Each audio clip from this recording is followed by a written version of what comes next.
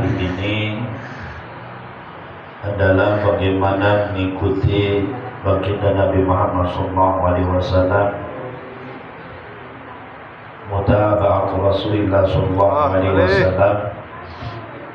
Kata Ibn Athaillah Sakandari, wa qad jama'a Allahu al-khaira kullahu fi baitin wa ja'ala miftahahu mutaba'atan Nabi.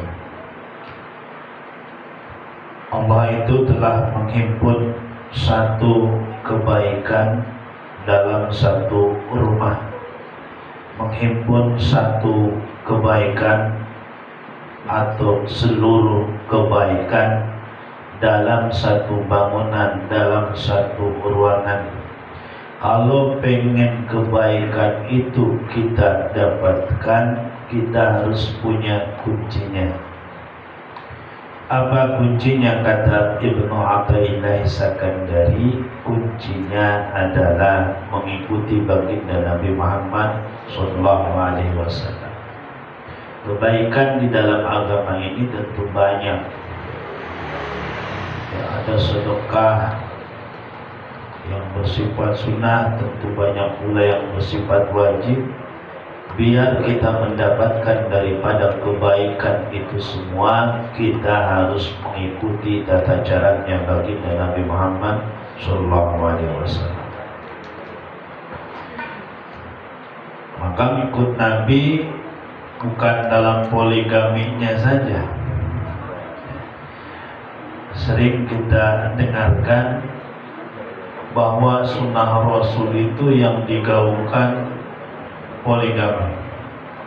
Selalu bilang, kenapa poligami? Sunnah Rasul.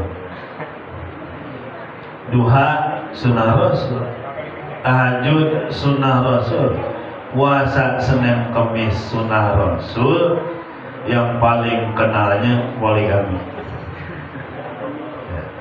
Jadi milih-milih sunnah itu yang enak-enak saja. Sekiranya ada beban, ada tanggung jawab, nggak dianggap sunnah. Maka fatabi'hu bil qanaati bima razaqallah. Maka ikutilah baginda Nabi Muhammad SAW itu dengan qanaah, dengan apa yang kita miliki. Qanaah itu merasa cukup dengan apa yang kita terima, tapi bukan berarti sebagai bentuk daripada minim kreativitas. Ya. Kenapa kamu di rumah terus? Mestinya kamu dagang itu sampai sore, tapi jam 9 kamu berhenti. Saya mau qanaah saja, cukup segini. Padahal memungkinkan dia dapat sampai sore. Ya, kecuali tukang bubur jam 9 sudah tutup, memang jam segitu kreativitasnya sampai jam 9. Ya. Kalau sampai jam 12 itu tukang nasi goreng nggak ada. Ya. Kemudian ikut zuhudnya Nabi. Ya. Kemudian wataqallul minat dunia, ya, menyedikitkan dari dunia. Maksudnya posisi dunia ini kita anggap biasa saja, ya. Bukan berarti kita nggak cari dunia. Jadi jadikan posisi dunia ini biasa saja, ya. Apa yang kejar kita oleh kita mati-matian ternyata nggak dibawa mati.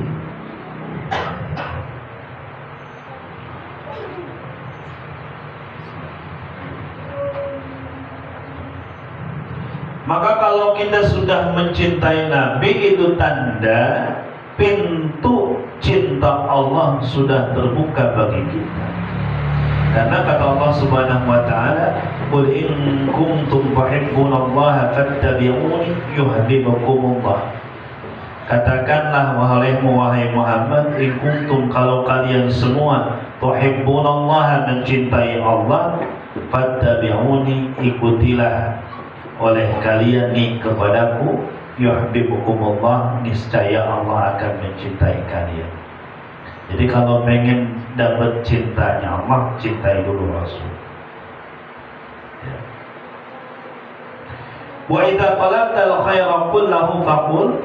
Nah, kalau kita pengen minta kebaikan terhadap Allah Subhanahu wa taala, maka doanya Allahumma inni as'aluka al-mutaba'ata li rasulika sallallahu alaihi wasallam fil aqwali wal af'al. Ya Allah, sesungguhnya aku meminta kepadamu supaya aku bisa mengikuti bagindamu di dalam perkataan dan perbuatan.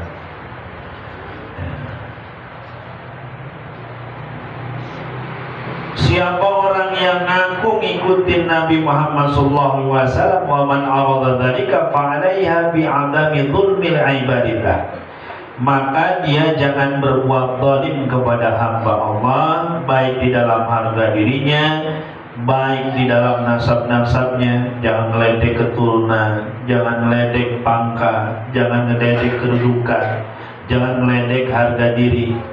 Falau salimu min dzulmi ba'dihim ba'd lan talaqu ila Allah. Kalau mereka mampu menjaga diri mereka daripada saling menzalimi, niscaya mereka akan dekat kepada Allah. Walakinnahum mu'awwaquna kal midyani bisababi mayyadhum. Akan tetapi pada hakikatnya manusia itu banyak yang tercegah seperti orang yang berhutang karena banyak yang nagih. Maka selanjutnya Ibnu Athaillah itu mengumpamakan manusia ini banyak seperti orang yang tercegah. Kalau bahasa kitanya, banyak tuntutan karena banyak yang menagihnya. Jadi pada hari kiamat ketika hisab nanti, ternyata omongan kita yang kita anggap sepele itu ada hitungannya. Ternyata cacian kita ada hitungannya.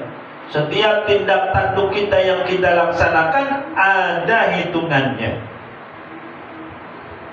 Maka bayangkan, kita ilustrasikan bagaimana sekarang, contohlah, jangan jauh-jauh. Kalau kita dekat sama wali kota, lagi kumpulan sama wali kota, kita ini orang spesial, katakanlah ajudannya wali kota, lagi kumpulan, tiba-tiba temennya nyebutin gini, mana utang lu bayar? Kemarin 2 bungkus belum dibayar. Yang satunya lagi kata temennya, mana kemarin bekas bayar pulsa? Mana yang satu lagi kemarin waktu makan di warteg? Yang satu lagi mana kemarin bekas bayar baju? Semuanya nagihin kira-kira itu makhluk kita. Karena kita anggap, ya Allah, ini Bapak Ndam di sana apa, di depan wali kota nih, pencitraan dikit apa? Ini mah bikin malu aja depan orang yang punya jabatan, ngomong apa-apa disebut utang. Japri aja lah urusan utang. Itu perumpamaannya di dunia dengan kedudukan yang menurut kita mulia dan tinggi.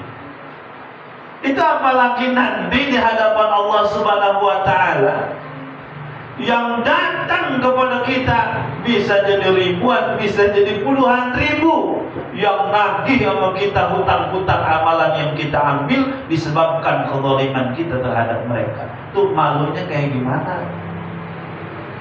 Yang satu, mana ente suka gibahin ana waktu dulu kerja bareng, sini pahalanya, ya Allah.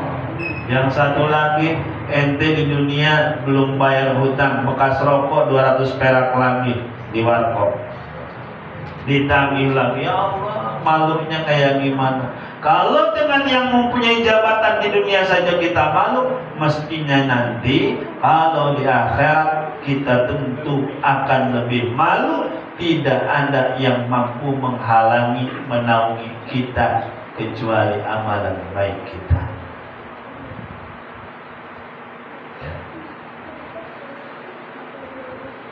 Maka kata beliau, al-musabu haqqan man mahaqqat hubbumu. Orang yang benar-benar terkena musibah, sesungguhnya orang yang kena musibah yang sangat gede itu, yaitu orang yang dimakan oleh dosanya sendiri, oleh syahwatnya sendiri. Kalau kita lihat orang kecelakaan, ya musibah zahir. Musibah zahir mah paling kalau dia lecet ya seminggu, paling lama sebulan kakinya terkilir. Tapi kalau sudah lenyap amalan-amalannya disebabkan karena dosa dan syahwatnya, ya Allah, efeknya sampai akhirat. Inilah orang yang semestinya ditakziahi itu yang kayak gini. Orang yang sudah nggak punya apa-apa, kena musibah, musibahnya apa Pak? Musibahnya yaitu habis amalan. Orang kan kalau sakit kita sakit badan, sakit gigi, tetangga pada dengar semua sakit tahu semua. Kita tahu, tetangga juga bisa tahu. Tapi kalau penyakitnya berada di dalam diri kita, ini yang jadi masalah. Orang lain tahu, kadang kita yang nggak tahu. Yang tahu sombong itu bukan kita, orang lain. Yang tahu kita ini orang yang lanjut itu orang lain, bukan kita. Yang tahu bahwa perangai kita baik itu bukan kita, tapi orang lain. Penyakit yang biasanya bersemayam di dalam hati mah kitanya yang kagak sadar, orang lain yang tahu kita sakit. Karena mana ada orang yang sombong, saya sombong, nggak ada. Kalau sakit gigi teriak-teriak, saya sakit gigi. Ya pegelinu, bilang saya pegelinu, masuk angin, bilang saya masuk angin. Tapi kalau penyakit hati yang dia derita nggak pernah ada yang ngaku. Saya lagi sombong ya, nggak ada. Nggak ada. Penyakit hati itu orang lain tahu, kita mah nggak nyadari. Nih buat rokok berapa? Oh 30.000. Ada kembalian, boleh buat para miskin, ambil aja.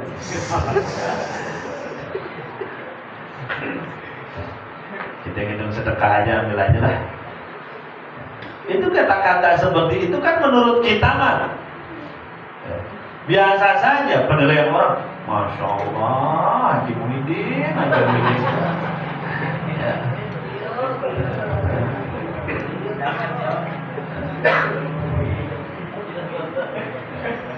Coba orang yang kalau yang sakit mestinya mohon maaf, selera makannya kan hilang. Kenapa? Sakit saya. Selera makannya hilang.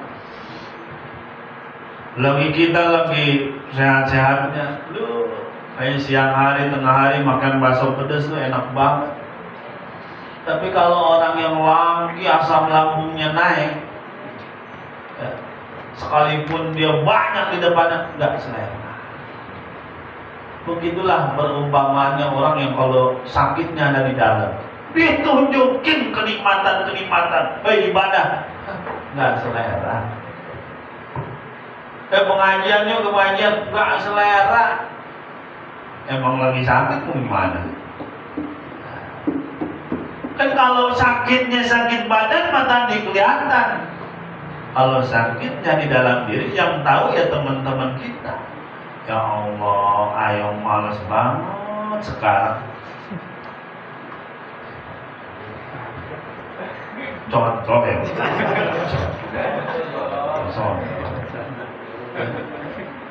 Walaupun ada kesamaan peran dan pelaku ya, kebetulan belakang ya.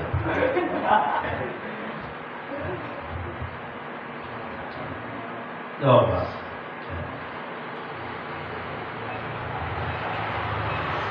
Nah, misalul abdi idza fa'ala al-ma'siyata kal qidril jadid yuqadu tahtuhan nar. Perumpamaan orang yang melakukan kemaksiatan itu seperti orang yang masak di dalam kuali yang gede. Dia ditaruh di atas api yang gede. maka lama kelamaan patas waduk akan menjadi hitam untuk wali. Kita tiap hari aja ya, makan ngutil tuh kecil-kecilan ya. Selamat pagi, ada yang bisa dibantu? Mau ketemu bos? Bolehlah, buat rokoknya dulu.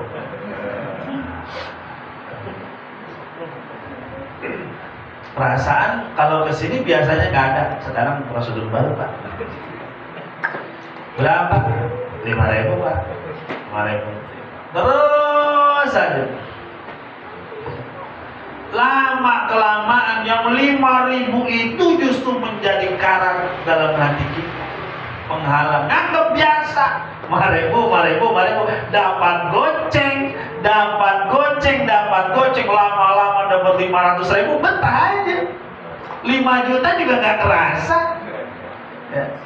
Dimulai dari yang kecil, lama-lama berkarat, sudah nggak ketahuan mana salahnya lagi.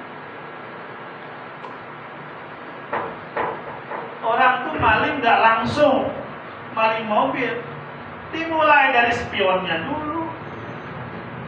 Sudah ahli spion, bannya diambil. Orang mau balik, nggak ada bannya, pusing. Lama-lama mobilnya diambil. Lama-lama berani bunuh orang. Dimulai dari yang terkecil. Jadi begal juga sama, nggak langsung pacok orang. Latihan dulu di lapang, angkat orang di perang badar. Lama-lama terbiasa. Itulah seperti orang yang kalau masak wali terus-terusan, walau hajatan ya, Masya Allah. Untuk wali 3 hari 3 malam nyala terus, masak terus. Kalau yang dimasak nangka doang. 3 hari terus masak. Tanyain ke ibu-ibu yang suka bersihinnya. Itu kalau dibersihin susah.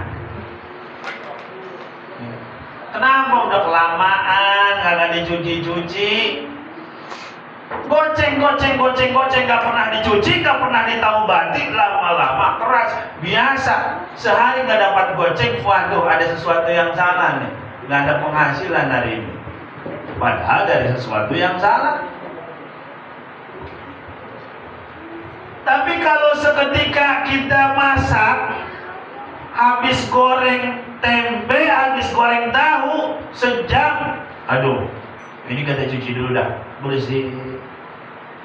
3 jam masak, habis itu dibersihin lagi, minimal setengah hari dia bersihin, maka gak akan sampai melekat tuh hitam. Ya Allah, tadi 5.000 pas ikut majelis taklim, ya Allah gak jadi dah. Tuh kan?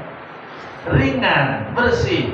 Tapi kalau masuk majelis taklimnya pas maulid doang, nah, setahun dibanding 1 kali, ini kagak kena.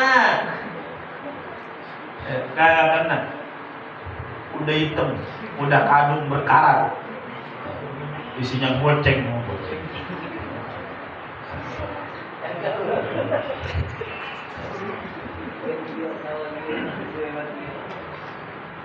Itulah taubat yang membersihkan hitamnya hati. Dan kadang-kadang yang namanya taubat, orang yang biasa bisa diterima taubatnya. Suaminya diterima, istrinya tidak. Suaminya tidak diterima, istrinya diterima. Ada anak muda diterima taubatnya, orang tua tidak.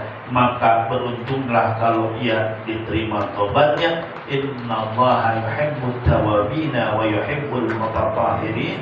Sesungguhnya Allah mencintai orang yang senantiasa bertobat dan senantiasa bersuci. Ini bahasanya at-tawwabin, adalah orang yang senantiasa bertobat. Jadi jangan 1 kali bertobat itu, diulangi.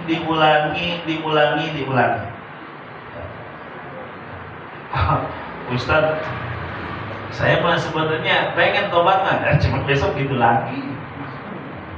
Jadi percuma, ada bahasa kayak gitu ya. Percuma Ustaz, saya memang pengen tobat mah. Cuma ya gitulah, gitu Ustaz. Orang yang sakit selama masih ada potensi sembuh akan terus-terusan berobat. BPJS, waduh di papa satu-satu sama dia. BPJS kagak sembuh-sembuh, alternatif ada terapi lilin, ada terapi listrik, macam-macam dilakonin pengen sembuh. Padahal kata dokternya kemungkinan tipis Pak untuk sembuh. Ini kanker udah stadium 7. Ya. Ini batasnya antara kuburan dan Bapak tinggal 1 kilo lagi. Bentar lagi Pak ini Pak. Coba orang yang sudah divonis seperti itu saja akan berupaya. Kali aja bawa ke Ningsih Tinampi. Di mana aja ada isu-isu, ada kabar orang bisa nyembuhin, bawa. Itu orang yang sakit selama ada potensi ingin sembuh, dia akan berupaya kemana-mana, dia cari. Wah ini mah harus dibekam. Ini harus diruqyah. Kadang-kadang sampai ke dukun aja dijabanin. Biarinlah dosa dikit. Astagfirullah. Banyak gak pakai dikit. Dilabrak aja demi sehat. Kalau gitu kita ada tuh misalnya tuh dipindahin penyakitnya ke kambing. Kalau ada benar rumah sakit udah tutup semua.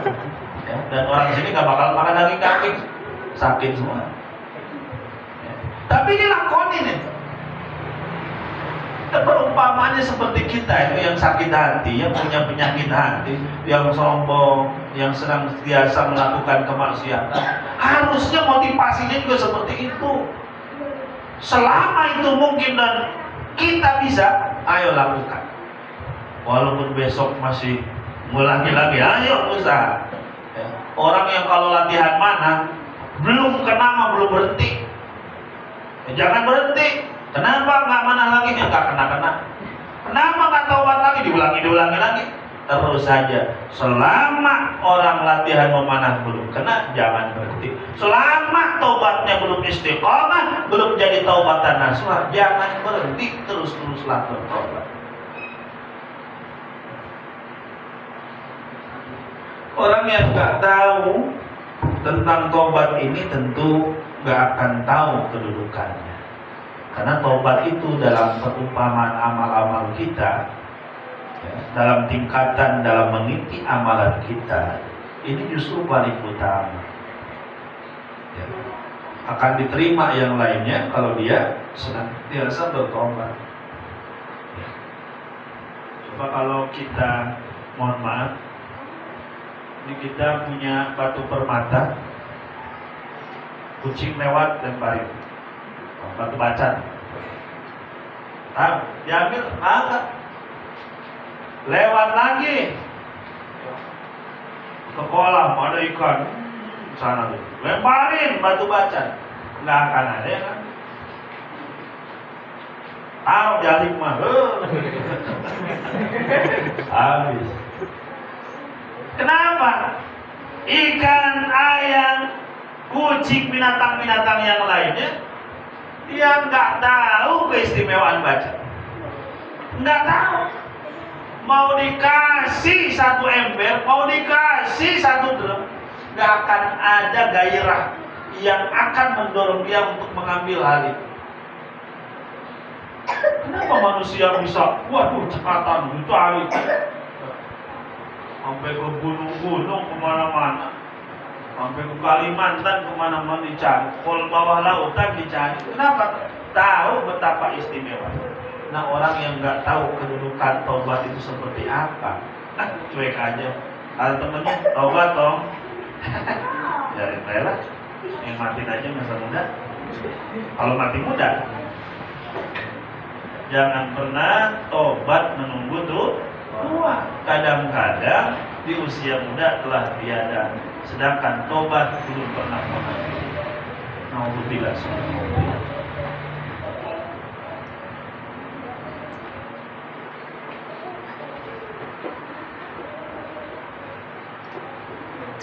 Bagaimana bisa ada seorang hamba yang tahu, contoh saya ilustrasikan. Kita punya bos baik banget sama kita, tiap lebaran ngasih BHS,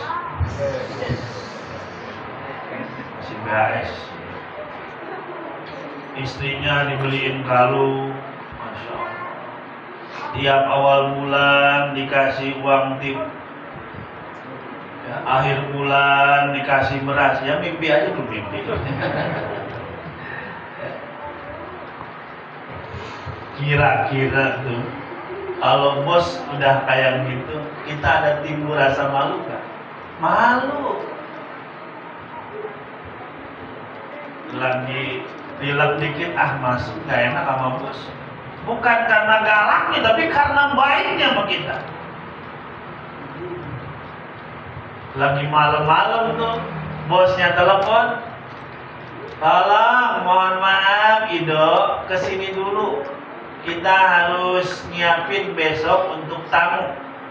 Gak bakalan hitung-hitungan pajak. Pasti berangkat.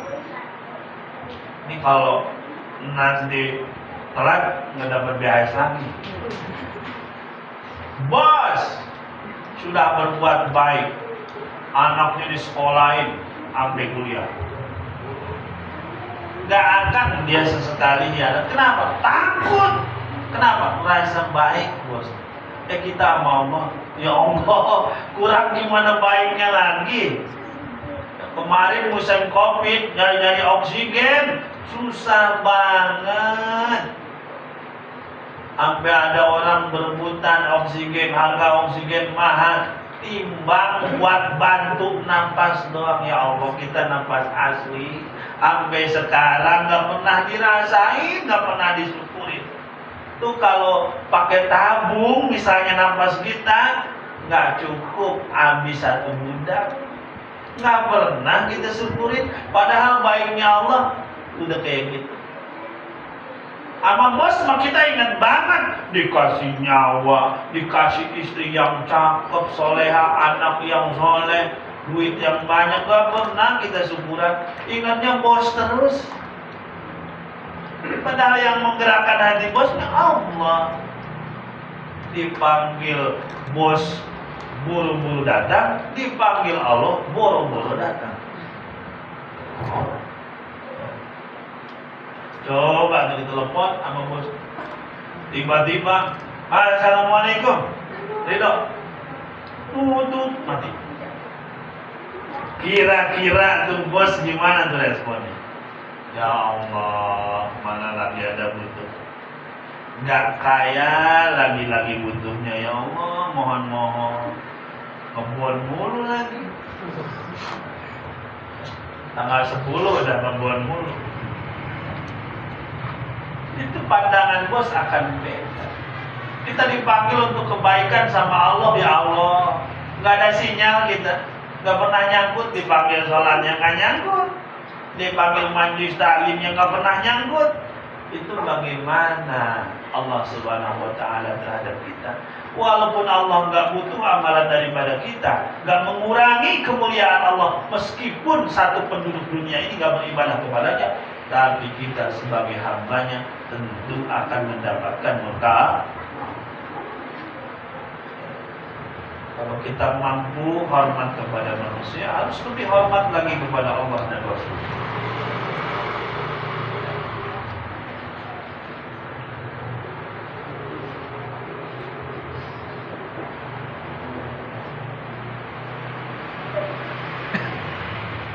Maka kata beliau, walakin ma'arafa ihsanahu man atara isyanahu.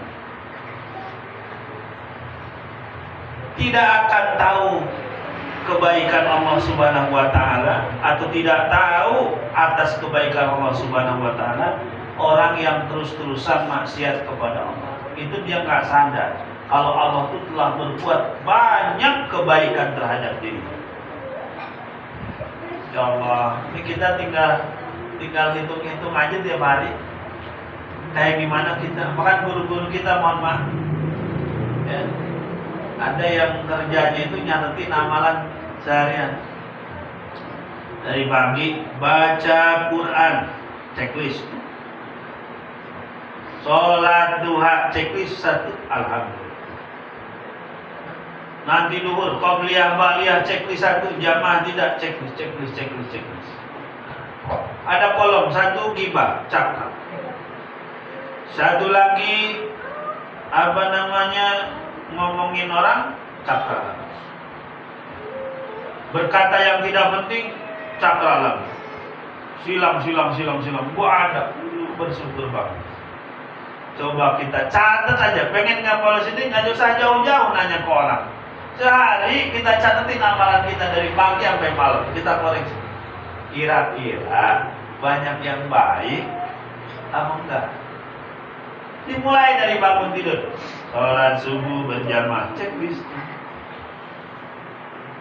Itu absennya merah semua.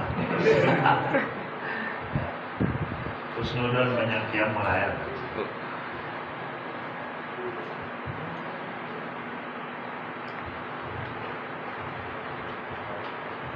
Kemudian bahaya kemaksiatan itu banyak. Salah satunya yaitu semacam membatalkan perjanjian dengan Allah. Kan kita diciptakan untuk beribadah kepada Allah. Perjanjian kita dulu kayak gitu. Nah kalau kita bermaksiat seolah-olah kita membatalkan sumpah janji kita kepada Allah. Karena maksiat juga kita lebih mengedepankan bos kita daripada Allah.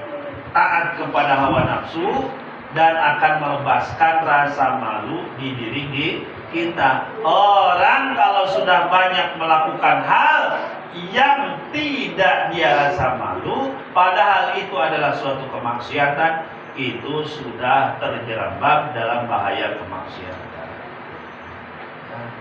Ya Allah, rasa-rasanya kalau dihitung tiap hari yang mana yang banyak ya?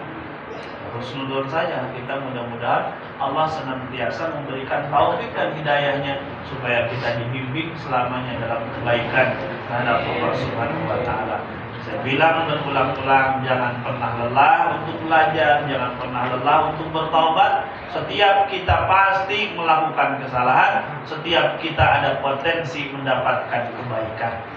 Ya, jadi jangan pernah kita berputus asa dari rahmat Allah Subhanahu wa taala. Insyaallah kalau kita makin dekat dengan Allah Subhanahu wa taala, yaitu dengan cara berdoa dan beramal baik, insyaallah kita dibimbing oleh Allah Subhanahu wa taala. Kalau dekat sama Allah harus banyak minta. Kalau dekat sama orang banyak minta, wah ini dijauhin. Ya. Dekat sama Allah harus banyak minta. Kalau dekat sama orang, jangan memanfaatkan situasi, bos. Ya. Jadi dekat sama Allah, ud'uni astajib lakum. Mintalah kepadaku, niscaya akan aku kabulkan. Dengan syarat kalau berdoa harus yakin. Nggak boleh baru ngangkat tangan. Ya Allah, gimana ya? Banyak hutang. Ya Allah, tadi saya habis dari warkop dalam haji, gimana ya? Pokoknya yakin saja kita kepada Allah bahwa doa-doa meskipun dengan kelalaian yang kita miliki, dengan banyaknya dosa yang kita lakukan, tapi jangan sesekali berdoa itu dengan penuh keraguan. Yakinlah bahwa Allah Subhanahu wa taala Maha Rahman wa Rahim, Pengampun bagi dosa-dosa kita. Mari kita kirim Fatihah.